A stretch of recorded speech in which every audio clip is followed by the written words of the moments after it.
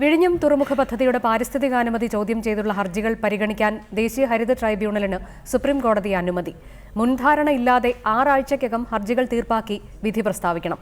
ഇടക്കാല ഉത്തരവ് പാടില്ലെന്ന് വ്യക്തമാക്കിയ കോടതി പദ്ധതിയുടെ നിർമ്മാണ പ്രവർത്തനങ്ങൾ സ്റ്റേ ചെയ്തില്ല.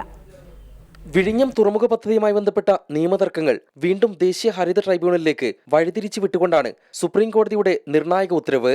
2011 തീരമേഖല വിജ്ഞാപന ഭേദഗതിയും വിഴിഞ്ഞത്തിന്റെ പാരിസ്ഥിതികാനുമതിയും ചോദ്യം ചെയ്യുന്ന ഹർജികൾ പരിഗണിക്കാൻ നിയമപരമായി അധികാരമുണ്ടെന്നായിരുന്നു ഹരിത ട്രൈബ്യൂണൽ 2014 വിധിച്ചിരുന്നത്.